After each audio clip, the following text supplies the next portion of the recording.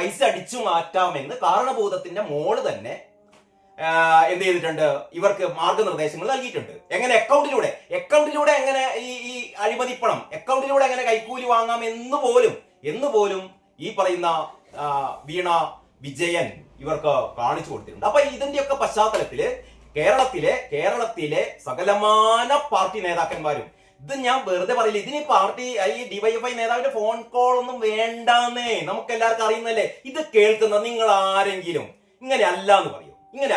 ഈ തീട്ടക്കമ്മികൾ ചിലപ്പം പറയും, അന്തം കമ്മികൾ ചിലപ്പം പറയും, എന്നും രാവിലെ മറ്റേ പിണറായി വിജയന്റെ മറ്റേതിന് വേണ്ടി കൈനീട്ടുന്ന ആൾക്കാർ ചിലപ്പം പറയും.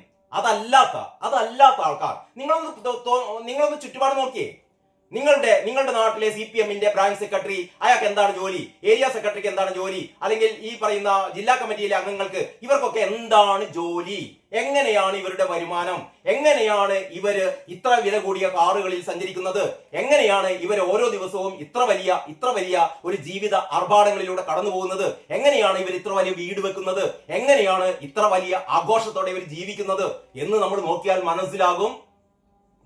നാടായ എന്തൊക്കെ അധാർമിക പ്രവൃത്തികൾ ഇവിടെ നടക്കുന്നുണ്ടോ ഇതൊക്കെ കൃത്യമായ മാസപ്പടി ഇവിടെ വീണ വിജയന് മാത്രമല്ല, ഇവിടുത്തെ ഓരോ സഖാവിനും എന്ന് പറഞ്ഞത് ഞാൻ പിൻവലിക്കുകയാണ്. സഖാവല്ല, സഖാക്കന്മാരുടെ ചെലവിൽ കഴിയുന്ന ഇവരുടെ നേതാക്കന്മാർക്ക് കുട്ടി സഖാക്കന്മാർക്ക് ഉൾപ്പെടെ മൂത്ത സഖാക്കന്മാർക്ക് വരെ, അങ്ങനെയാണ് പറയുന്നത്, കടല കച്ചവടം നടത്തിയ, അതായത് നമ്മുടെ തൃശ്ശൂർ റൗണ്ടിലൂടെ ഉന്തുവണ്ടിയിൽ കടല വിറ്റ് നടന്ന, 1 രൂപക്കും 2 രൂപക്കും കടല വിറ്റ് നടന്ന ഒരു മൂത്ത നേതാവിന് കോടികളുടെ ഉടമയാണ്.